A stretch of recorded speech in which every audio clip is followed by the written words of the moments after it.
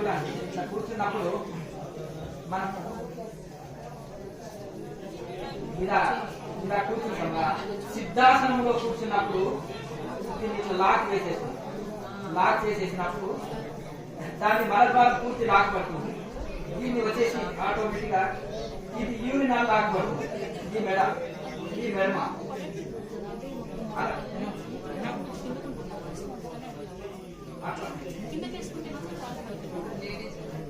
పర్వాలేదు, ఎవరికైనా కదా. ఈ మెడమని కొంచెం ముందుకు తీసుకున్నారు, మెడమని ముందుకు తీసుకొని వచ్చేసి కూర్చుంటే సాధ్యమైనంత వరకు మీరు ట్రై చేయండి. సిద్ధాసనం ట్రై చేయక వస్తుంది అండి ఇబ్బంది.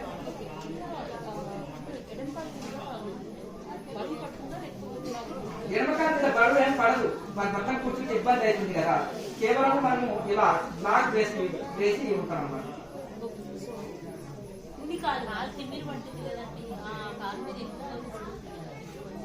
సాధన చేయగా అభ్యాసం అయిపోయి తిమ్మిరి అనిపిస్తే కాలు మార్చుకోండి, ఇబ్బంది. ఇది 72,000 నాడులని శుద్ధి చేస్తుంది, ఆత్మవిశ్వాసాన్ని మనోబలాన్ని కలిగిస్తుంటుంది. అలాగే 72,000 నాడుల కనెక్షన్ క్యూర్ చేస్తుంది, కుండలిని యాక్టివేట్ చేస్తుంది, శరీరంలో 360 రోగాలను కొట్టివేస్తుంది. ఏం చదువురాని వారు కళ్ళు మూసుకొని సిద్ధాసనంలో కూర్చొని నిద్ర ఒకటే చాలు. అట్లాంటి నిద్రపోమని కాదు, ఈ మహానుభావులు మన నిద్ర కూడా పోతాను కానీ నిద్రపోకుండా పర్ఫెక్ట్ ఇట్లా కూర్చున్న వాళ్ళు కూడా సిద్ధ పురుషులుగా తయారైపోయింది. దీని పేరే సిద్ధులు చేసిన ఆసనం. ఏం లేదమ్మా, అంటే మీరు ఏం చేస్తున్నారంటే కొంచెము చాలా మటుకు ఇప్పుడు ఇట్లా ఉంటది కదా, ఈ వెనక్కి తీసుకురావడము, లేకపోతే ఇది కొంచెం ఇట్లా వేయడము, ఇట్లా వన్ సైడ్ కూర్చోవడం అంటారు. ఈ కాలు కిందికి రాటి ఇట్లా కూర్చుంటే మళ్ళీ ఇట్లా పోవాల్సి వస్తుంది. అట్లా కాకుండా కరెక్ట్ బ్యాలెన్స్డ్ గా కరెక్ట్ గా ఎడమ పడమని కరెక్ట్ గా మలద్వారాన్ని లాక్ చేసి షేడ్ చేసి కూర్చుంటే సరిపోతుంది. అది చేయక అభ్యాసం చేత అది సాధ్యమవుతుంది. ఈ ఆసనం వేసి సాధన చేయండి, మామూలు ఆసనం వేసి సాధన చేయండి. దీనికి అంటే కొత్త వాళ్ళకి అంటది ఎక్కడక్కడ నాలుగు పడేసి ఓహో మీరు చిన్నపిల్లలు కూర్చున్నట్టేమో కూర్చుంటారు. కానీ అభ్యాసం అయిన చిన్నపిల్లల కాలు ఎంత సింపుల్ గానే కనిపిస్తుంది. కానీ ఎక్కడక్కడ లాగుతూ అయిపోతారు.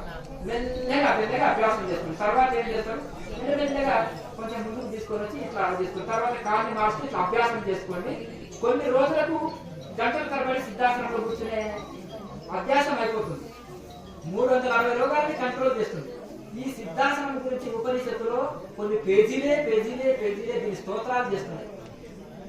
ఈ ముద్రని కేజీ ముద్రని పొగిడే ఉపనిషత్తులు ఉన్నాయి, మహాముద్రని పొగిడే ఉపనిషత్తులు ఉన్నాయి. ఇవన్నీ ఉపనిషత్తులు అనే శ్లోకాలు చదివి వినిపిస్తేనే కదా మీకు గురి వచ్చేది. నెక్స్ట్ నేను చేసే పని అదే. ఎందుకంటే ఈ నిన్నమన్నటి గ్రంథాలను ఎందుకు అధ్యయనం చేయొద్దు, మీరు ఊరిని ఉపనిషత్తులు అని చెప్తున్నారు స్వామి, చెప్తున్నారు కదా, అవి చదివితే మాకు ఒక ముక్క అర్థం అయితే లేదు అంటున్నారు. మరి మనం ఆ ఉపనిషత్తులని ఒక 20 ఉపనిషత్తులు ఉన్నాయి, యోగ ఉపనిషత్తులు. అవి చాలా ఇంపార్టెంట్. ఈ క్రియాయోగం చేసే వాళ్ళు కానీ యోగ మార్గంలో సాధన చేసే ఎవరైనా సరే, ఎనీ పరంపర యోగ మార్గంలో సాధన చేసే ఎనీ పరంపర ఇంకా క్రియాయోగం అనేది చాలా మోస్ట్ ఇంపార్టెంట్. ఈ క్రియాయోగంలో చెప్పిన ముద్ర ఏ ఉపనిషత్తులో వచ్చిందని దాని బెనిఫిట్స్ ఏంటిది, ఎందుకు క్రియాయోగం గొప్పదంటున్నాం, పూర్వం ఋషులంతా ఇదే చేశారా, ఏం బెనిఫిట్ పొందారు వాళ్ళు, ఎంతమంది ఋషులు సాధన చేశారు, వాళ్ళు పొందిన అనుభవాలు ఏంటిది, దాని బెనిఫిట్స్ ఏంటిది, దాని ఫలితాలు ఏంటిది, దాని బెనిఫిట్స్ ని స్తోత్రాల రూపంలో పోగడం ఉంటుంది. దాని బెనిఫిట్స్ ని చెప్తున్నారు. అప్పుడు గురి కుదురుతుంది. ఓహో ఉపనిషత్తు అంటే ఎందుకు గొప్పనా, భగవద్గీత ఉపనిషత్తు సారం, పతంజలి సూత్రాలు ఉపనిషత్తు సారములు, వివేకానంద స్వామి ఫాలో అయిన ఉపనిషత్తులు, శంకరాచార్య ఫాలో అయిన ఉపనిషత్తులు, సప్త ఋషులు ఫాలో అయిన ఉపనిషత్తులు, సుఖయోగి సప్త ఋషులు, సమస్త దేవి దేవతలు, శివుడు పార్వతి మాతను చెప్పింది ఉపనిషత్తు సారం, సమస్తము రాముడు ఆంజనేయ స్వామికి చెప్పిన ఉపనిషత్తు సారం, వశిష్ఠ ఋషి రాముడికి చెప్పిన విద్య ఉపనిషత్తు సారం, కృష్ణుడు అర్జునుడికి చెప్పిన ఉపనిషత్తు సారం. ఉపనిషత్తులు ఎందుకు గొప్ప అంటే ఇందుకు గొప్ప.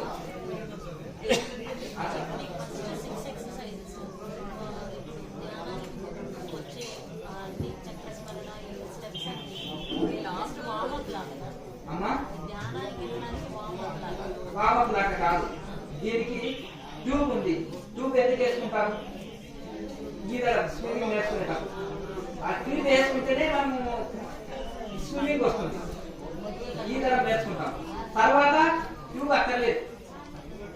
చిన్నపిల్లవాడికి ఇన్ని బుక్స్ ఉంటాయి, కాలేజీ మీద వాడికి ఒక నోట్ బుక్ స్టైల్గా పట్టుకొని వెళ్తారు. ఇంకా కొన్ని రోజులు ఆయన టీచర్ అయినా చేతులు పుట్టుకునే పోతాడు. అవునా? కొత్తలో ఎక్కువ సబ్జెక్ట్ ఉంటుంది, తర్వాత ఏముండదు. రిటైర్డ్ ఆయన ఉద్యోగి హాయిగా కూర్చొని కాలు మీద కాలు వేసుకొని కూర్చుంటాడు. తాతకి ఏ రూల్స్ చెప్పరు. నాకేమో చదువు చదువు చదువు చదువు, టీవీ చూడకు, గేమ్స్ ఆడకు, చదువు చదువు అంటున్నారు. తాతకి ఏం చెప్పారంటే, ఒరే నాన్న నీలాగనే తాత కూడా స్కూల్కి వెళ్ళాడు, చదివాడు, ఉద్యోగం చేశాడు, ఆయన డబ్బులతోటే మనం జీవిస్తున్నాము, ఆయన పెన్షన్ వస్తుంది, నీవు కూడా తాతలాగా చదివి జాబ్ చేసి మళ్ళీ తర్వాత రిటైర్ అయినాక పెన్షన్ వస్తుంది, నువ్వు కూడా తాతలాగా కాలు మీద కాలుస్తాను, నేను ఇప్పుడే కూర్చుంటే కుదరదు కదా. ఇప్పుడే అవధూతలాగా ఇంకా అహం బ్రహ్మస్మి అని తిరుగుతుంటే కుదరదు కదా. అంతే కదండి. ఎందుకంటే అవధూత స్టేజ్ అనేది రిటైర్మెంట్ ఉద్యోగం, రిటైర్మెంట్ ఎంప్లాయ్. రిటైర్మెంట్ అయినా పెన్షన్ అనుభవిస్తున్నాడు. అన్ని రోజులు చేసిన సాధన ఏడు చూసినా బ్రహ్మానంద స్థితి, ఎక్కడ చూసినా తన స్వరూపమే కనిపిస్తుంది అతనికి. ఆ స్థితిని అనుభవించే స్టేజ్ అది. ఈ లోపలనే అహం బ్రహ్మస్మి అని అవధూతలాగా ఫీల్ అయితే మనం ఎవరైనా దూషించడానికి లోపలికి వెళ్ళి వచ్చేస్తుంటుంది. అవధూతకు అది రాదు, పట్టించుకోడు. అది వాళ్ళకి మనకి ఒకటి ఏంటిదంటే ఆయన ఏం పొగడతారో అంత సిద్ధబుద్ధి ఉంది. వీళ్ళకి కొంత ఏదన్నా కలిగిందో అనుభవము, ఓహో ఎంత ఎంత గొప్ప గొప్పగానే అయిపోతుంది. మరి వాళ్ళు సర్వం పొంది కూడా కొండ లాంటి వాళ్ళు, పర్వతం లాంటి వాళ్ళు. మన దగ్గర ఓ 10 తులాల బంగారం ఉంది, ఒక చూపెట్టాలని చూపిస్తారు. అందరికి పెళ్లిలో ఫంక్షన్లో చూపెట్టాలని చూపిస్తుంది, చిన్న చిన్న ఫంక్షన్లో. వాళ్ళ దగ్గర కొండనే ఉంది బంగారం, బంగారం కొండలే ఉన్నాయి. ఆ ఋషుల దగ్గర అంత శక్తి ఉంది కూడా వాళ్ళు ఏం లేదు, రుచి వస్త్రాలు కూడా ఒక పిక్చర్ లాగా తిరుగుతుంటారు. మరి అట్లా అవధూత ఏంటంటే ఆ నిబ్బరం, ఆ కంట్రోల్ పవర్ వాళ్ళకు ఉంటుంది. మిగతా వాళ్ళు ఉన్న కంట్రోల్ పవర్ ఉండదు. అట్లా కదా. అట్లా డబ్బు ఎక్కువ వచ్చిందనుకో మనిషి కంట్రోల్ ఉండదు. పెద్ద పోస్ట్ వచ్చిందనుకో ఇక అందరినీ స్టాప్ ఆడిస్తుంటాడు. అందరు నేను చెప్పినట్టు వందకి నమస్కారాలు చేయాలని ఇగో వస్తుంది. అట్లా శ్వాస తీసుకొని ఇక్కడ మధ్య స్థానంలో ఆజ్ఞా చక్రంలో బంధించుకోండి, అబ్జర్వ్ చేయండి అని చెప్పారు కదా. మళ్ళీ అక్కడి నుంచి వీటి సౌండ్ తోటి మళ్ళీ ఇక్కడ తీసి అంటే మనం గాలి ఎప్పుడు పీల్చుకోవాలో, బయట నుంచి శ్వాస నిశ్వాస ఎప్పుడు రావాలా అనేది అక్కడ బయట శ్వాస తక్కువ తీసుకున్నప్పటికీ దీర్ఘంగా ఎక్కువసేపు తీసుకొని ఎక్కువసేపు విడవడం అనేది ఈ టెక్నిక్. ఎక్కువ తీసుకోవడం అని కాదు, ఎక్కువసేపు తీసుకోవాలి. బయట నుంచి తీసుకున్న అనుభవం కూడా కలగదు కరెక్ట్ ప్రారంభం చేసేటోళ్ళకి. అయితే ఇక్కడ చూడండి అమ్మా, ఆ అభ్యాసం చేయక ఎన్ని రోజుల నుంచి చేస్తున్నారు మీరు? ఇదే ఫస్ట్ సారి కదా, కన్ఫ్యూజ్ ఉంటుంది. మొదటి రోజు కదా కన్ఫ్యూజ్ ఉంటుంది. ఈ ప్రాణాయామాన్ని శ్వాసని మూలాధారం నుంచి తీసుకొచ్చి ఆగ్నేయచక్రం నుంచి తీసుకొచ్చి మూలాధారంలో విడవడం. ఇట్లా అభ్యాసం చేయగా చేయగా చేయగా చేయగా చేయగా శ్వాస ఎక్కడ నడుస్తుంది, ఎలా నడుస్తుంది, ఎట్లా తీసుకుంటున్నాము, ఎక్కడి నుంచి వస్తుంది, ఎక్కడికి వెళ్తుంది అనేది ఆ శ్వాస ప్రతి కదలిక మీకు అనుభవంలోకి రానికే కొంత టైం పడుతుంది. ఇప్పుడు ఫస్ట్ డే కనుక ఏం కన్ఫ్యూజ్ కావాల్సిన అవసరం లేదు. చెప్పింది చెప్పినట్టు ఫాలో చేస్తుండండి. ఒక నెలలో మీకే అనుభవంలోకి వస్తుంది. ఆజ్ఞాయ నిలుపుకోండి, ఆజ్ఞాయంలో నిలుపుకోండి, మూలాధారంలో విడవండి. అంటే ఇక్కడ శక్తి కొలది కాసేపు అట్టి పెట్టండి, అట్లే బంధించి ఉంచాలి. కుంభించి ఉంచి మళ్ళీ అక్కడి నుంచి తీసుకొచ్చి మూలాధారంలో. అయితే చక్రాలు ముందర నుంచి చెప్పుకోనికి ఎక్స్ప్లెయిన్ చేసుకోనికి ఆగ్నేయ చక్రము, విశుద్ధ చక్రము ఇదంటే ఇప్పుడు పాయింట్స్ ఉన్నాయి. ఇప్పుడు నాభి మధ్య భాగంని మణిపూరక చక్రము, కంఠం మధ్య ఛాతి మధ్య భాగం, అనాథ చక్రం, కంఠం మాత్రము చెప్పుకోనికి ఎక్స్ప్లెయిన్ చేయడానికి ఇవి ఉంటాయి. ఇవి వెనక ఉండవు, ముందు ఉండవు. ఇది మన స్పైనల్ కార్డు కూడా ఈ చక్రాలు ఉంటాయి. వెనక నుంచి ఎట్లా ఎక్స్ప్లెయిన్ చేస్తావు? విశుద్ధ చక్రం అంటే ఎట్లా చేస్తారు, అనాథ చక్రం అంటే ఎట్లా చేస్తారు? ఛాతి మధ్యలో అయ్యా అని చెప్తావు, నాభి మధ్యలో అయ్యా అని చెప్తావు. అంతేకాని కనుక ఎక్స్ప్లెయిన్ చేయడానికి ఈ చక్రాలు ఇక్కడ ఎగ్జాక్ట్లీ మళ్ళీ మేరు దండలు అమ్మ, మేరు స్పైనల్ కార్డు అట్లా చేయాలి.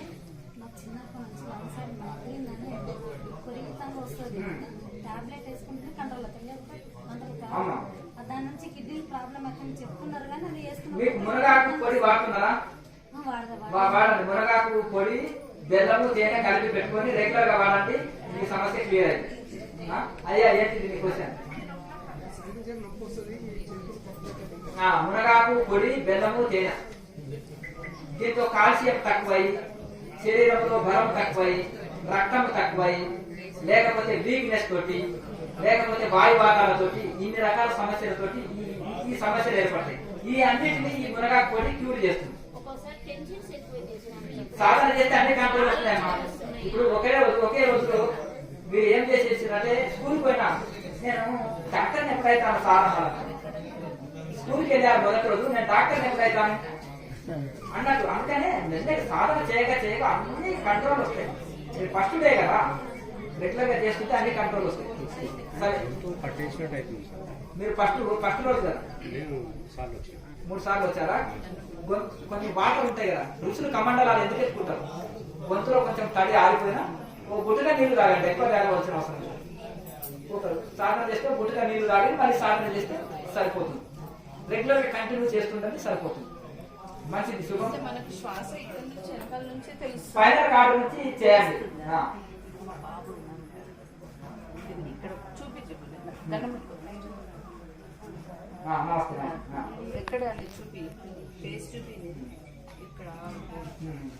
అదే మీరు కంటిన్యూ చేయండి.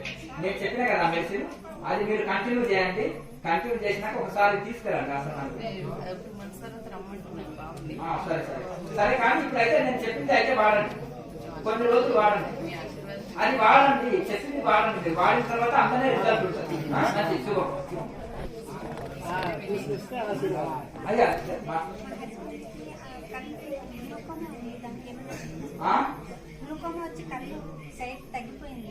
పెద్ద వయసు కలుగుతుంది, ఇక అది జరుగుతుంటది. మునగాకు ఉంటుంది కదా, మునగాకు పొడి షుగర్ ఉందా? షుగర్ ఉందా? మునగాకు పొడి ఏం చేస్తారంటే అది మజ్జిగలో కానీ పాలలో కానీ తాగండి. తాగితే కంటి చూపు బాగా పనిచేస్తుంది.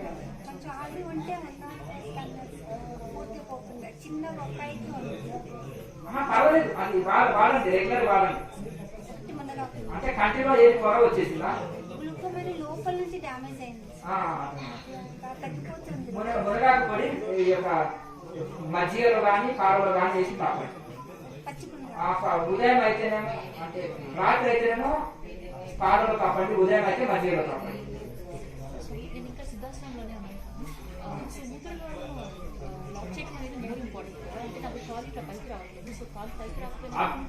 కూర్చోండి పర్వాలేదు, కూర్చోండి. మీరు రెగ్యులర్ గా ప్రాక్టీస్ చేయగా అభ్యాసం అవుతుంది. చేయగా అదే అభ్యాసం అవుతుంది. ఇబ్బంది.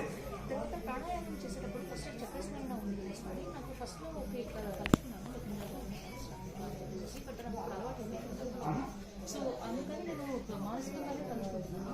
నాకు చక్రస్పందన ప్రాణాయామం అండ్ ముందుగా ప్రాణాయామానికి తేడా లేదు. Okay, no problem. అయితే ఈ యొక్క చక్ర స్మరణలో 3 సెట్లు మాత్రమే చక్రాలను స్మరించుకుంటూ ఓం అని చేస్తాం. తరువాత చక్ర స్మరణ అక్కర్లేదు. ఒకవేళ మీరు ఆ చక్ర స్మరణ తెలియకుండా నార్మల్గానే సాగుతున్నట్టు కనిపించినా దాని వలన ఏ ఇబ్బంది లేదు. అంటే నేను మానసికంగా కలుసుకుంటున్నాను కదా, తర్వాత కూడా నాకు తెలియకుండానే ఫోకస్ అట్లా. నో ప్రాబ్లం, ఏం లేదు. మీరు ప్రాణాయామం పర్ఫెక్ట్ చేయడం అనేది పర్ఫెక్ట్ చేయాలంటే, ప్రాణాయామం అనేది కరెక్ట్ చేయాలంటే. కరెక్ట్ చేసిన తర్వాత జ్యోతి ముద్ర తర్వాత 6 ముద్రలు చక్కగా వేసి ప్రాణాయామం పర్ఫెక్ట్ చేయాలి. ప్రతి ముద్రలో ప్రాణాయామం పర్ఫెక్ట్ చేసి 6 ముద్రలు పర్ఫెక్ట్ చేయాలి. జ్యోతి ముద్ర వేసినాక మెడిటేషన్, చక్కటి మెడిటేషన్ కుదురు. నిద్రలో ఏమవుతుంది, అట్లా చేస్తాం కదా డేలో, పడుతున్నప్పుడు వెనకాల ఏదో టక్ టక్ టక్ అట్లా దాని గురించి ఏం కంగారు పడవలసిన అవసరం లేదు. ఒకసారి మనం వేసుకుంటే ఈ కాలు చేతుల్లో కూడా ఎంతలు పట్టు అని అంటే కూర్చున్నప్పుడు లేచినప్పుడు దాని గురించి నిద్రలో ఉంటుంది, కానీ రిలీఫ్ అనిపిస్తుంది.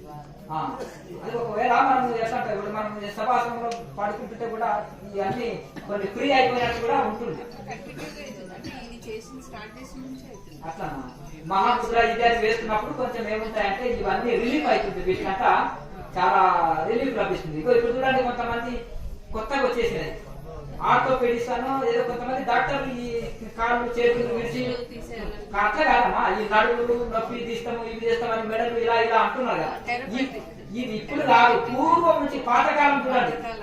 పాతకాలంలో ఇప్పటికి కూడా పాతకాలం మనసులో అయ్యా నాకు పుట్టు దారింది, నాకు సంసారం లేదు అంటే ఈ ఇటు ఇటు ఇది చేస్తారు. కొంతమంది మెడ పట్టుకున్నారంటే ఇట్లా ఇట్లా చేతి పెట్టి ఇట్లా ఇట్లా అంటే రిలీఫ్ అవుతుంది. ఇప్పుడు పల్లెటూరు వాళ్ళు ఏ డాక్టర్ చదవకుండా కూడా మెడ పట్టుకున్నాయంటే ఇట్లా అని మామూలు రైతు కూడా మెడల్ని ఇలా ఇలా ఇలా ఇట్లా అంటారు, ఇలా ఇలా ఇలా ఇట్లా అంటే చాలా రిలీఫ్ అయింది అని ఉంటాయి. దాని అంట నడుములు కానీ ఈ పల్లెటూరులలో ఒకరికొకరికి క్యూర్ చేసుకునేది పెద్ద ఇదిగా ఇంట్లో కూడా కాకపోతే దాన్ని కరెక్ట్ చూసి పాయింట్ ఇట్లా అన్నప్పుడు చాలా రిలీఫ్ వస్తుంది. కాదు అది తెలియని వాళ్ళు చేసి ఇప్పుడు ఎముకల్ని కూడా కొంతమంది కరెక్ట్ రాయడం ఉంటాయి, కొన్ని పట్టుకొని పోతే ఆ రాయడంలో కూడా ఒడుపుగా కొన్ని తైలాలు ఉంటాయి, ఆ వాటిలో రాష్ట్రంగా క్యూర్ అయ్యేవి కొన్ని ఉంటాయి. ఇవన్నిటి కూడా మన ఒక్కొక్కటి ఒక దాని ద్వారా కొన్ని మసాజ్ల వలన, కొన్ని వేడి నీటి ద్వారా, కొన్ని మన ఆయిల్స్ వలన, కొన్ని మెడిసిన్ లోపలికి ఇవ్వడం వలన రకరకాలు ఉంటాయి వైద్యంలో. కానీ చెప్పండి.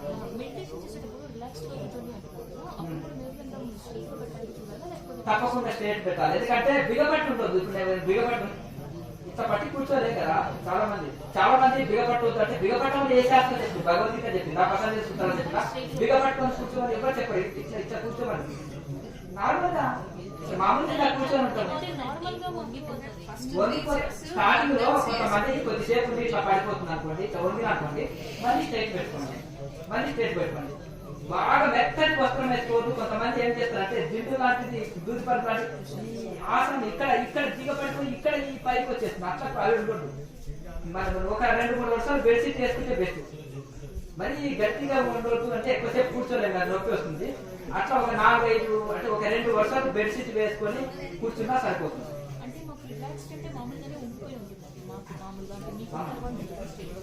అభ్యాసం చేయక సాధ్యమవుతుందమ్మా. ఇప్పుడు ఒకవేళ వంగింది అనుకో మళ్ళీ స్ట్రైట్ ఉంచుకోండి, మళ్ళీ వంగింది అనుకో మళ్ళీ స్ట్రైట్ ఉంచుకోండి. గతంలో మీరు వేరే ఏమైనా రకమైన మెడిటేషన్ చేశారా? సరే, మీరు 6 months అయిందా 1 year అయిందా? 1-2 months నుంచి. ఓకే రైట్, కంటిన్యూ చేయండి. మీ కూతురా?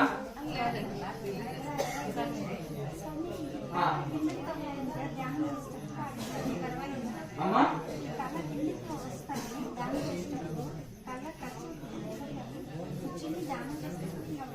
అట్లా కాదు, మీరు గతంలో వేరే సంస్థలో ధ్యానం చేసేసారు,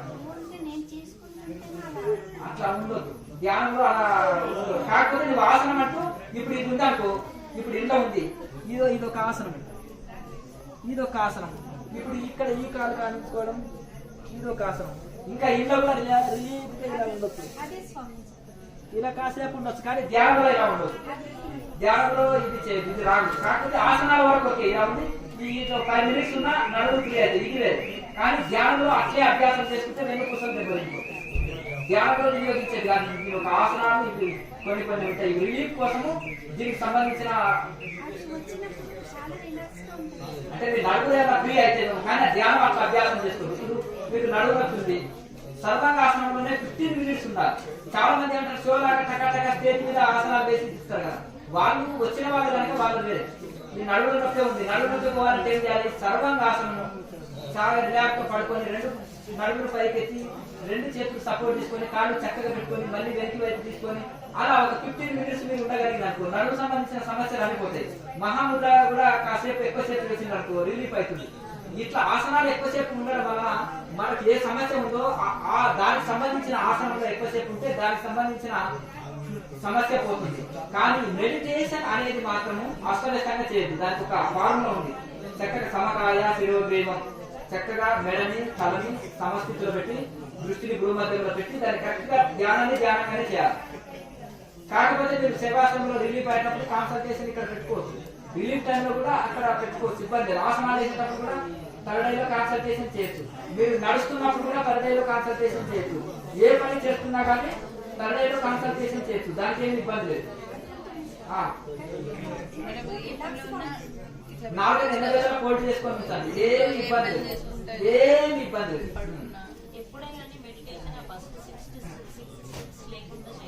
చేయాలి అది అంటే కరెక్ట్. అవి ఇది చేసే ఇది చేయాలి. నేను చాలా మటుకు చూస్తున్నాను, స్వామి లేడీస్ ని పట్టించుకుంటలేడేంటి అన్నట్టు మగవాళ్ళు గుంపు గుంపు చేసేవారు. వీళ్ళు కొంచెం ఈ రోజు నేను అనుకుంటున్నా ఒక 1 year నుంచి వీళ్ళు రిలీఫ్ ఈ రోజు మాట్లాడగలిగారు. పాపము ఒక 1 hour 1.5 hour వీళ్ళకి ఇచ్చిన టైం. వీళ్ళ మొత్తం అయిపోయింది, లేకపోతే ఊరుకునేటోళ్ళు ఏం కాదు. మొత్తం ఎగబడుతుంది, అందరూ అయిపోయినాయి. అందుకనే అప్పుడు ఒక సిస్టమ్ పెట్టిన వీళ్ళకొకరికి అని వాళ్ళకందరికి చెప్పేసిన మ్యాక్సిమం. ఇంకా వీరొకరిని అని పెట్టిన. ఇంకోటి ఆ ఎనికి వీళ్ళు తోసుకోలేని వాళ్ళు రాలేదు, వీళ్ళని తోసుకొని మాత్రం వాళ్ళు వస్తారు. కానీ వీళ్ళని తోసుకొని అందుకనే ఇక్కడ ఎవరు ఉన్నారు అని చెప్పిన. అప్పుడు ఏం చేసిన, వీళ్ళకు ఒక ప్రశ్న ఇస్తున్నా, వీళ్ళకు ఒక అవకాశం ఇస్తున్నా. దీంతో ఇది అయిపోయింది. నేను గమనిస్తున్నాను 3 times లో ఏమో కానీ ఈ అమ్మాయికి అవకాశం దొరకలేదు ప్రశ్నలు కానీ. అలాంటి ఎవరైనా సంధిస్తారా అని చూస్తూ ఈ రోజు 2-3 ప్రశ్నలు అడగగలిగింది. ఆ సిద్ధాసనంలో డౌట్ లో ఏదో తెలుసుకోగలిగింది. అర్థమైంది కదా. ఆ లాస్ట్ పనిలో చూసుకొని ఏదో అట్టే వెళ్ళిపోతుండే. నేను అబ్జర్వ్ చేస్తున్నా. అయితే ఎందుకంటే మొదటిసారి వచ్చిందన్నా పెద్దగా ఇది 2-3 సార్లు అప్పుడు అంటే అవకాశమే దొరకట్లేదు. అందుకని ఇక్కడ వాళ్ళు కూర్చోబెట్టి అడిగినప్పుడు అందరికి డౌట్లు తీరిపోతాయి. జస్ట్ నేను వీడియోస్ ఫాలో అయ్యి 1 month నుంచి అందులో ప్రాక్టికల్ 6 ఉంది కదా గురించి అంటారు. ఆ 6 కంప్లీట్ 1 hour చేస్తున్నాను 1 month నుంచి. అసలు 1 week కే ఇక్కడ ఈ పెయిన్ పోయింది. నాకు ఎప్పటికీ ఇక్కడ పనిచేసినట్టు ఉంటుంది. అది జస్ట్ 1 week లో పోయింది. చాలా ఫ్రీగా ఉంది. అంటే ఒకటి ఏంటిదంటే ఎన్ని రోజులు చేయడం అని కాదు, ఎంత పర్ఫెక్ట్ చేసినాం అనేది. కొంతమంది 10 times పోయింది అంటే మొదటిసారి పాస్ అవుతారు. అంటే కరెక్ట్ జరిగింది, కరెక్ట్ రాసినాడు. ఇది కూడా మనం ఎన్ని రోజుల నుంచి సాధన చేస్తున్నాం అనేది ముఖ్యం కాదు, ఎంత పర్ఫెక్ట్ చేస్తున్నాం అనేది. అందుకని లాయర్ వాసే చెప్తారు, నీవు అస్తవ్యస్తంగా 1000 ప్రాణాయామాలు చేసిన ఒకటే, శాస్త్రీయంగా ఒక 12 ప్రాణాయామాలు చేసిన ఒకటే అంటాడు. ఇంకా వైరాగ్యం లేకుండా ఒకటే ప్రాణాయామం చేస్తూ ప్రపంచంలో గొంతెమ్మ కోరికలు పెట్టుకుంటే లాభం లేదు. నీకు వైరాగ్యం పర్ఫెక్ట్ ఉంటే, ఎక్కువ వైరాగ్యం ఉంటే తక్కువ ప్రాణాయామాలకు వచ్చే నీ మనసులో ఏమవుతుంది అని యోగ శాస్త్రం చెప్తుంది, వేదాంత శాస్త్రం చెప్తుంది. ఈ ప్రపంచం అంతా మిథ్య, ఎప్పుడో ఒకసారి వదిలేయాలి. ఎందుకు ఎంత భ్రమ. సకల సంపత్తులు ఉన్నది ఎంత హ్యాపీగా ఉన్నారు. ఇదంతా ఎందుకు ఒక మెంటల్ ఆసుపత్రి బరాలు ఒక్కొక్కరు ఒక పిచ్చి. ఈ లోకంలో ఒక్కొక్కరు ఒక పిచ్చితోటి వెళ్తున్నారు. ఆ పిచ్చి లేకపోతే ఆ పని చేయలేదు వాడు. కనుక ఈ అంతా ఇది శాంతిని చేయలేదు, ఆరోగ్యాన్ని ఇచ్చేయలేదు. ఆరోగ్యం చేయడాక రాదు, మనశ్శాంతి పోయినాక అది కూడా అంత ఈజీగా రాదు. కనుక మనం సాధన మంచిగా చేయడం రెగ్యులర్ గా చేస్తూ పోతుంటే భగవంతుడా నాకు శాంతి వాడే వాళ్ళు ఎవరు ఉన్నారా? భగవంతుడా వాడు పక్కోడు బెంచి కారు ఉన్నాడు, అర్థమైంది కదా. నేను 2 కార్లు తెచ్చుకోవాలి, మా ఆవిడ కొట్టి నాకు అని మీరు అనుకుంటారు. పక్కోడు ఇంత బిల్డింగ్ కట్టుకున్నాడు, ఇది ఓర్వలేస్తాను ఆస్తుల కోసం తక్కువ ఇంత ధ్యానం చేస్తున్నాడు. ఒక ఋషిగా మారిపోయిన నేను ఋషి కావాలని లేదు నేను అనుకున్నాడు. ఒక ఆయన ఏం చేశాడంటే సన్యాసం తీసుకోకముందు బాగా సంపాదించాడు. సంపాదన ఆయన ఫ్రెండ్స్ అంతా ఆదేశం తీసుకొని బాగా సంపాదించారు. ఇతను సన్యాసి అయిపోయి తీవ్ర సాధన చేస్తే ఇంట్లో దీనికి మాత్రమే ఓడిపోవాలి. అర్థం కదా. అదే ఇంత సంపాదించి ఇతనికి వైరాగ్యం వచ్చేసిందే, లాస్ట్ కు చివరికి వచ్చిందే కదా అనేది మాత్రం ఇంట్లో ఇన్స్పైర్ ఎవరు కాదు. అతనే కదా. వివేకానంద స్వామి మెరిట్ విద్యార్థి బాగా చదువుతాడు, బుక్స్ మెమరీ పవర్ ఎట్లా పెంచుకున్నాడు అనేది చూడడు. నేను ర్యాంక్ కొట్టాలని చూస్తాడు. కానీ ఆయన స్పిరిచువాలిటీలో వెళ్ళింది మీతో అందులో ఇన్స్పైర్ కాలేదు. అది కూడా అంతే అన్నమాట. కనుక ఒకటి ఏంటంటే అందులో సన్యాసులు కామని నేను ఎవరు చెప్పాను. ఇప్పటి వరకు 1000 మంది అయిపోతుంది సన్యాసులు, వాళ్ళ సంసారాలు అయిపోతుంది. నేను ఎవరికి ఇంతవరకు కూడా అయ్యాలి. సాధనలో పర్ఫెక్ట్ కావయ్యా. నాయమాసయ్య ఏం చెప్పాడు, నువ్వు సాధన చేస్తే మోసం వస్తుంది అంటున్నాడు. నువ్వు భార్యతో కొట్టాలు చేసినావు, సన్యాసం ఉంటుంది. నేను చేస్తా, మళ్ళీ 2 రోజులు ప్లాన్ సెట్ చేస్తావు. అర్థమైంది కదా. అట్లా కాదు, సాధన చేస్తే తరిస్తారు. చాలా మంది యూత్ కూడా మెడికల్ వైరాగ్యంతో వస్తారు. నేను అగోరిని కావాలి, అగోరిలో డ్రెస్ చెప్పండి, నాగసాధన కావాలి, అడ్రస్ చెప్పండి. ఈడ నా దగ్గర ఒక వారం రోజులు నేను మెరుగు, నీ స్థితి ఏంటిదో నేను చెప్తాను అని చెప్పి పంపిస్తాను. అట్లా ఇది ఏంటిది, ఇది ఒక క్యాన్సర్ అయిపోయింది. ఇమీడియట్ సన్యాసంలో వాళ్ళకి ఆశ్రమంలో ఇస్తారా కాల్స్ అంటారు. ఇక్కడ అబ్బాయి చెప్తుంటారు ఇమీడియట్ క్విక్లీ. అంటే ఏంటిది అసలు ఏమన్నా వస్తువా ఇవ్వడానికి? అసలు నీకు ఎందుకు గుర్తింపుగా, పేరు ప్రతిష్టలుగా? అర్థమైంది కదా. కొంతమంది స్వాములకి ఇది కూడా ఫ్యాషన్ అయిపోయింది, తన ఎంబడి ఒక 20 సాధువులు ఉండాలని. అర్థమైంది కదా. చాలా మంది శిష్యుల భాగం పెంచుకోవాలని అనుకుంటే పట్టి అందరికి వస్త్రాలు ఇచ్చుకుంటూ పోతారు. పర్ఫెక్ట్ లేని లాభం ఏం పరంపర ఇది అని అంటారు. అర్థమైంది కదా. ఒక గృహస్థ ఆశ్రమంలో ఉండి కూడా వాళ్ళ సాధన స్థితిని చూసి వాళ్ళ జీవన విధానం చూసి ఏమైనా వీళ్ళకి సన్యాసులు లాక్కుంది లైఫ్ అన్నారు. ఒక నార్మల్ లైఫ్ లో నార్మల్ ప్రపంచంలో భౌతికంలో మీరు ఎట్లా గడపగలుగుతున్నారు, అసలు మీ గురువు ఎవరయా, మీ పరంపర ఏంటిదా, మీ సాధనలు ఏంటిదా అని అడగాలి. ఆశ్చర్య కోరపాలి వాళ్ళకి. ఈయన ఉండే అనుకోండి ఇక సన్యాసం వేసుకొని తిండిపోతుందాకా అయిపోయింది అనుకో, ఏముంటుంది నాలుగు రుచి కోసం ఇంత ఈ సాంబార్ బాగలేదు, ఈ పచ్చడి బాగలేదు, నాకు ఇది ఆపకాయ కావాలి, నాకు లడ్డు మిఠాయి కావాలి, నాకు స్వీట్ కావాలి, 4 రకాల రుచులు కొని కింటల్ శరీరం వేసుకుంటే ఎవరయా అంటే మా పేరు చేరిపోతుంది. అర్థమైంది కదా. కనీసము ఇప్పుడు ఏది ఉండాలంటే మేము ఎత్తగొడుతున్నట్టు అందరూ మాలాగానే ఉండాలని కోరుకుంటాం. అర్థమైంది కదా. అందరూ మాలాగానే తయారు కావాలి, ఏది లేకున్నా ఓకే అన్నలాగానే ఉండాలి. అర్థమైంది. సన్యాసం నా దగ్గర తీసుకున్న వాళ్ళు నాలాగా సబ్బు పెట్టకుండా స్నానం చేయాలని కోరుకుంటాను, నాలాగా నెల మీద పడుకోవాలని కోరుకుంటాను. అర్థమైంది కదా. నాలాగానే వైరాగ్యం పాటించాలని నేను కోరుకుంటాను. అంతేనా కదా. మరి అట్లా అంత పరిపక్తి కావాలని నేను కోరుకుంటాను. లేకపోతే నేను లగ్జరీ జీవితం గడుపుకుంటాను. ఆ బాబు నేను అగోరిటీ కావాలి స్వామి, గురువు గారు మీరు నడిచిపోతున్నారు ఏంటిది, ఒక కారు పెట్టుకోండి, ఒక డ్రైవర్ని పెట్టుకోండి అంటుండే. వీడు ఎన్ని రోజులు అయింది వచ్చింది అని ఇట్లా అన్నాను. వీడు అన్నాను ఎన్ని రోజులు అయింది వీడు వచ్చి, 2 రోజులు కాదే, వీడికి అప్పుడే కారు కావాల్సి వచ్చింది. లాగి నంపకం ఎనికి మళ్ళీ ముట్టి మీద అంటుండే. అదే మా నాగసాములు అయితే ఎనికి ఒప్పు అని అంటే ఏంటి దేని గురువు గారికి ముట్టి మీద ఒకటి అంటుండే బోర్ల పడేట. బెదవా నువ్వు ఇప్పుడు వచ్చేసి నీకు ఇప్పుడే కార్లు కావాలి, నీకు ఇది కావాలన్నా. అర్థమైంది. ఆ గురువు గారు ఇంకా చెప్పులు ఉండవు కాళ్ళకు, నడుచుకుంటేనే తిరుగుతున్నాడు ఏ పని కోసమైనా. ఓ కారు పెట్టుకుంటే మంచిది, డ్రైవర్ని పెట్టుకుంటే వీళ్ళు వచ్చి నేర్పుతారు. ఇప్పుడు ఏంటంటే ఆ స్వామికి ఉంది, ఈ స్వామికి, వాళ్ళు వదిలేవయా. మేము ఋషి పరంపర, హిమాలయం ఋషి పరంపర ఉట్టిగా పెట్టుకోలే, తగిలించుకోలే. ఈ ఫ్యాషన్ అయిపోయింది, 4 యాత్రలు చేసేసి హిమాలయం యోగి అని కూడా పెట్టుకుంటారు. అర్థమైంది కదా. ఆ సత్రాలలో నిండా తిని కొవ్వు పెంచి ఇక్కడ కూడా 4 రుచితోటి వాడికి కొంత రుచి లేని నోట్లకు పోదు. అర్థమైంది కదా. ఇది కాదు, ఆ ఋషుల యొక్క మర్యాద కాపాడాలి, ఆ గురు పరంపర యొక్క మర్యాద కాపాడాలి. క్రియాయోగ ఎందుకు ఇప్పటికి ఇంత పవిత్రము, ఇంత ఇది క్రియాయోగంలో పూర్ణుడుగా అయినంత వరకు క్రియాయోగి అని చెప్పుకోకు. నీ ఆచరణ వలన పవిత్రమైన క్రియాయోగానికి మచ్చ వస్తుంది. ఎవరైనా హేళన చేయొచ్చు, గురువులని ఋషి పరంపరని యోగంని హేళన చేపించిన వాడి అవుతావు. అందుకని సైలెంట్ ఉండు, ఎక్కడ అనుభవాలు చర్చించకండి, ఎక్కడ చెప్పొద్దు అనేది ఈ పరంపరలో ఒక నియమం. ఇవన్నీ చాలా వరకు బ్రేక్ చేసినాం మనం. నలుగురు తలిస్తారు, నలుగురు ఇది చేస్తారు, అందరికి వెళ్ళిపోతుంది, ఆధ్యాత్మికం మిస్గైడ్ అవుతుంది అనే ఉద్దేశంతో ఇంకొక అడుగు ముందుకేసేసి ఇది దాని గురించి ఓపెన్ గా చర్చించడం జరుగుతుంటుంది.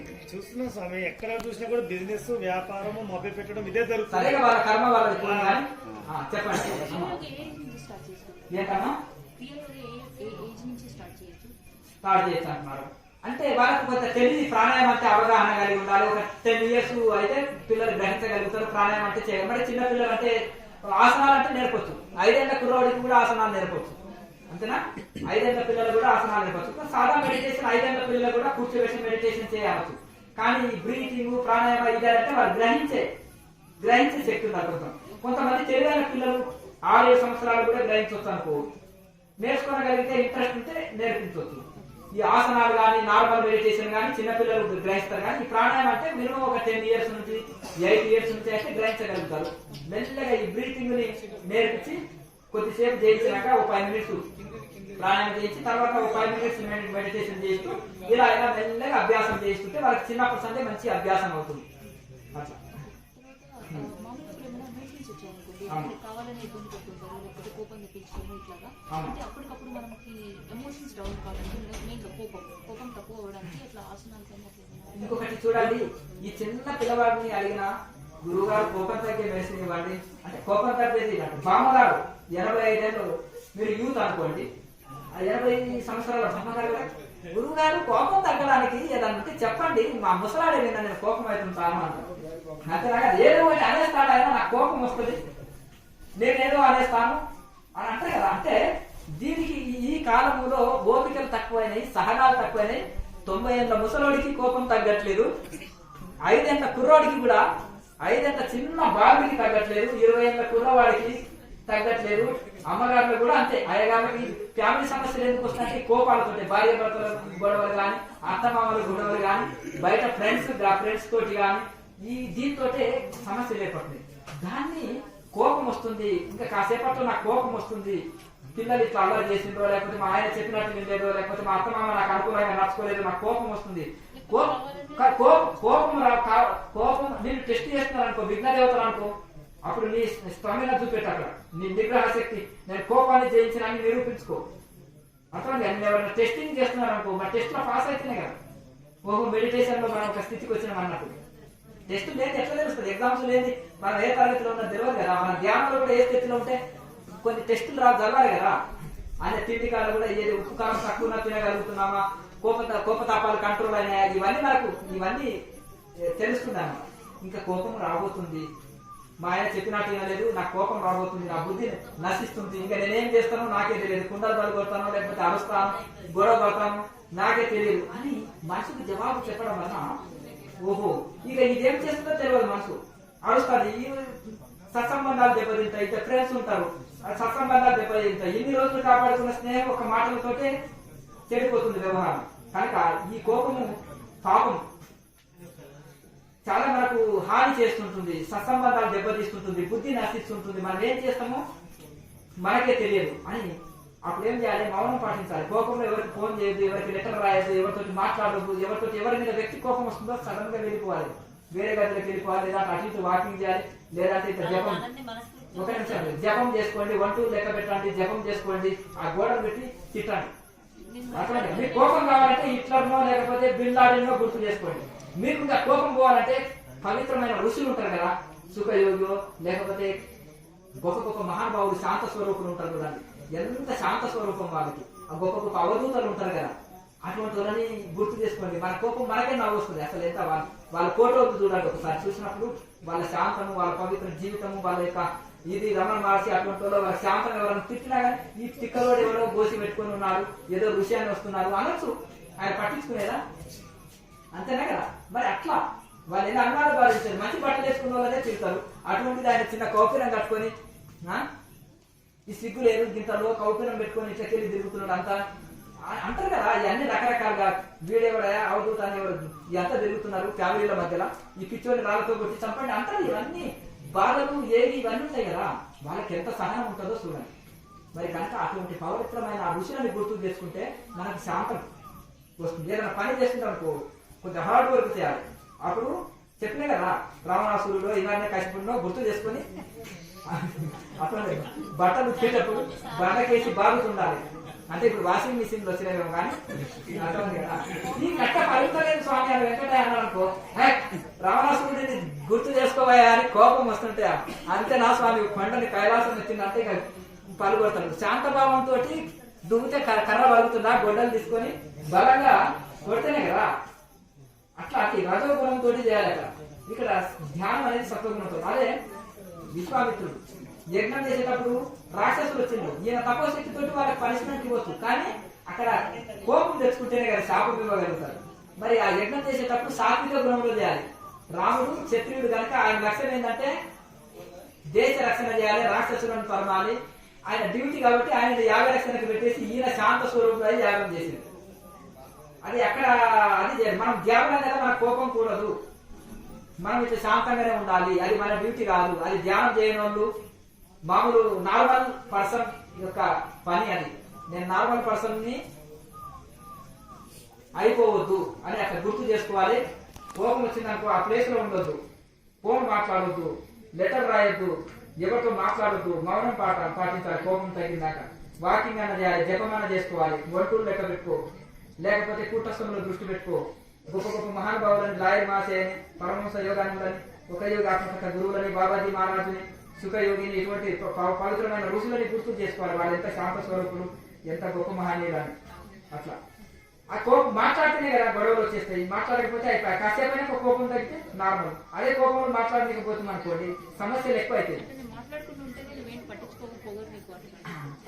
అవన్నీ ఉంటాయి తల్లి, స్విచ్ ఆఫ్ చేసి పెట్టుకోవాలి. అర్థమైంది కదా. ఇప్పుడు కబీర్ దాస్ ఉంటారు కదా, ఆయన పేరు సోక్రటీస్ భార్య గయ్యాలి. ఈయన ఎందుకంటే ఈయన ఏం పని చేయకుండా అందరినీ కూర్చోబెట్టుకొని ఉపన్యాసాలు చెప్పుకుంటూ ఇది అది ఇది చేస్తుండే. సన్యాసిని అంటే సరిపోతుండే. మరి మాకు ఒక అమ్మగారు ఉంటే ఇది ఉంటున్నా, ఈయన అందరినీ శిష్యులందరినీ వేసుకొని మీటింగ్ చెప్తుంటాడు, ఈయనకి నీకు రాత్రికి తిండే పెట్టని అంటాడు. అవునా కదా. అట్లా పరిస్థితి. అందుకని మేము సంపాదిస్తున్నాం స్వామి, మాకు ఫ్యామిలీ ఉంటది కదా మా అంటారు. ఇప్పుడు ఈ ఫ్యామిలీ గురించి అంటే ఏమంటే మాకు ఫ్యామిలీ ఉంటది కాబట్టి బాగా ఇది చేయాలి స్వామీజీ అని అంటారు. అట్లా ఒకటి ఏంటంటే సోక్రటీస్ ఎంత శాంత స్వరూపం అంటే ఇంకా ఆమె ఊరికే దూషిస్తూ చెక్కిన సిగ్గు లేదు, శరం లేదు, ఈయనకి ఏమి సిగ్గు నెత్తు లేదు. శిష్యుల ముందర తిరిగితే గురువుకి ఎంత అవమానం. ఆయన శిష్యుల ముందర గురువుని అవమానిస్తే, ఆ ఆవిడ అవమానిస్తే ఇంకా అయితే దూషిస్తుంటే ఇంకా సిగ్గు శరం లేదు. నీళ్లు తెస్తుంటే పక్కకు కూడా జరగదు. నేను మోస్తుంటే ఇక్కడ అక్కడ ఇల్లు నిండా కూర్చోబెట్టుకున్నారు అని కడవ నిండా నీళ్లు తెస్తూ తిట్టింది ఇంకా ఆయన ఉపన్యాసాలు చెప్తే సిగ్గు శరం లేని జన్మ ఇంకా నవ్వుతాడు వాళ్ళని చూసి అన్నప్పుడు సోక్రటీస్ తత్వవేత్త గొప్ప మహానుభావుడు ఆయన. మీరెవరో తెలుసుకోవాలి వాళ్ళు అంటాను. వాళ్ళకైతే చురకలు వేసినట్టు అనిపించేది. ఈ వేదవాన్ని చంపేస్తే ఇన్ని ఇంత గొప్ప వాళ్ళు నిన్నెవరో నీకు తెలుసుకోవాలని మమ్మల్ని అవమానిస్తున్నాడు అని ఆయన చంపేయాలని చూసేవాడు. అయితే అప్పుడు ఆయన ఏం చెప్తాడు, అది నాయన ఉరుములు మెరుపులు స్టార్ట్ అయినాయి, వర్షం వచ్చే అవకాశం ఉంది అని ఆయన అంటాడు. ఉరుములు మెరుపులు అంటే వాళ్ళ ఆవిడ అరుస్తుంది కదా, అదే ఉరుములు మెరుపులు. వర్షం వచ్చే అవకాశం ఉంది అంటే ఆమె నీళ్లు తెస్తుంది కదా, ఒక 2-3 బిందెలు నీళ్లు తెచ్చింది. ఆ పూర్వకాలంలో బావిలో తీసుకొచ్చేవాళ్ళు కదా. ఆమె మోసుకొచ్చి ఎంత చెప్పినా సిగ్గు లేదు, శరం లేదు, పట్టించుకుంటూనే లేదు అని నెత్తి మీద నీరు పోసింది. చెప్పానైనా తుఫాను వచ్చే అవకాశం ఉందని వచ్చేసింది. మరి అంత పెద్ద గురుస్థానంలో ఉండి ఆయన దాన్ని ఒక కామెడీగా తీసుకున్నారు అందరూ. మరి శిష్యుల ముందర నా గురువు అవమానిస్తున్నారు అని వాళ్ళు ఫీల్ అయ్యానా లేకపోతే ఇది చెప్పిగానా అనే ఉద్దేశం నేను చెప్పినా కానీ ఆయన తుఫాను వచ్చే అవకాశం ఉంది, ఉరుములు గడుపులు వస్తున్నాయి, వచ్చేసింది అని అంటే అంత టేక్ ఇట్ ఈజీగా తీసుకున్నారు. ఇప్పుడు ఎవరైనా తీసుకుంటారా? మనం పోయిన తర్వాత నా శిష్యుల మీద నన్ను అవమానిస్తావా ఏదైనా ఉంటే మనం మాట్లాడుకోవాలి అని వీళ్ళకు కొంత ఇది అయిపోతుంది, ఇంకో దెబ్బతింటారు అక్కడ గొడవలు అయితే. కానీ మరి ఆయన అట్లా తీసుకున్నారంటే చూడండి, అంటే అదే వాళ్ళు చేసే వేదాంత విచారణ, మెడిటేషన్, ఆ యొక్క సహనం ఎట్లా అవుతున్నాయంటే ఇంత సహనం అవుతుంది. సహనం అయితే గొప్ప గొప్ప కార్యాలు చేశారా? శంకరాచార్యకి ఎంత సహనం, ఎంతమందిని ఢీకొన్నాడు, ఎంత దేశాలు తిరిగితే ఎన్ని రకాల పరిస్థితులు. పాదయాత్రలు ఆ కాలంలో సౌకర్యాలు లేకుండా ఆధ్యాత్మికతను వ్యాప్తి చేయాలంటే భారతదేశం 4 సార్లు తిరిగి 4 మఠాలు స్థాపించి ఎన్నో వాదనలు రాత్రి పగలనకుండా సంచరించి కూర్చుంటే సాధన, లేస్తే మాటలు వాదనలు, ఇవన్నీ ఎంత సహనం ఉంటది. వివేకానంద స్వామి కూడా ఎంత సహనం ఉంటది, ఎంత ఓర్పు. నా ముందర సహనమే ఓడిపోవాలి అర్థమైంది కదా. అంత కాన్ఫిడెన్స్ తోటి వాళ్ళు ఇది ఉంటారు. ఎంత కఠోర దీక్ష. మనకు చిన్న ఫ్యామిలీ, చిన్నది సర్దుకోనికి కోపాలు వస్తుంటాయి, తాపాలు వస్తాయి, నార్మల్ పర్సన్ కదా. ఇప్పుడిప్పుడే ఆధ్యాత్మికం చిన్నపిల్లవాడు కింద పడుతూ లేస్తూ నడక నేర్చుకుంటాడు. మెల్లమెల్ల కొన్ని రోజులకు వస్తే నడక వస్తుంది. అలాగే ఆధ్యాత్మికంలో ఇవన్నీ కామన్ గా ఉంటుంటాయి. దీన్ని విచారణతోటి తొలగించుకోవచ్చు. కోపం వస్తే ఎన్ని నష్టాలు వస్తుంది విచారణ.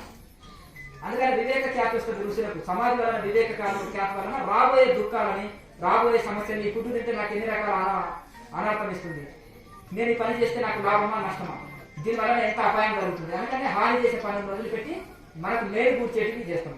ఇతరుల కన్నా మేలు కూర్చోాలి, మనకన్నా మేలు కూర్చోాలి. ఇతరుల కీడు కూర్చోద్దు, మనకు కీడు కూర్చొని పని చేయాలి. అట్లా వివేకము కలుగుతుంది. నార్మల్ గా మనం బాగా సాధన చేసేటప్పుడు కూడా అది వివేకం అవివేకం రెండు ఉంటాయి ప్రతి మనిషిలో. అవివేకము పెరుగుతుంది. కనుక ఇట్లా విచారణ చేయాలి, మౌనం ఉండాలి, ఇవన్నీ ఉండాలి. ఇక ఇప్పుడు మాటకు మాట జవాబు ఇచ్చినాం అనుకో సమస్య ఎక్కువ ఏర్పడుతుంది. మౌనం పాటించినాం అనుకో సైలెంట్ ఇంకా అయిపోయి. ఏమన్నా ఒకటి అన్నారు అనుకో 4 అనడానికి అవకాశం ఉంటుంది అక్కడ. మనం మౌనం పాటించినాం అనుకో పట్టించుకోవడం. మనం చేయవలసిన డ్యూటీ కరెక్ట్ చేయాలి, మనం చేయవలసింది మనం అన్ని కరెక్ట్ చేయాలి. ఇంకా ఏమన్నా కానీ ఆన్సర్ ఇవ్వడానికి ప్రయత్నం చేయాలి. ఆన్సర్కు వాళ్ళు సంతృప్తి పడలేదనుకో మనం మౌనమే దానికి సమాధానం అంతే. ఇంకొకటి 1కి 10 అనేటోళ్ళనే టార్గెట్ చేస్తారు, కానీ పట్టించుకోని వాళ్ళని ఎవరేమన్నారు అర్థం కదా. వీళ్ళ మీద దున్నపోతు మీద వర్షం కూర్చున్నట్టు ఏమి అన్నా కానీ లాభము లేదు అని పట్టించుకోరు. అట్లా అమ్మ చెప్పండి.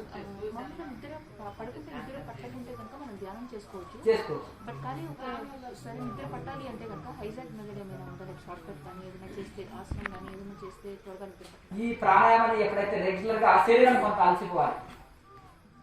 మీరు 1/2 అవర్ వాకింగ్ చేసినా అంటే అప్పుడే ఫోన్ చేసి ఉంటారు కాబట్టి అప్పుడు ఆసనాలు వేయడానికి అవకాశం ఉండదు.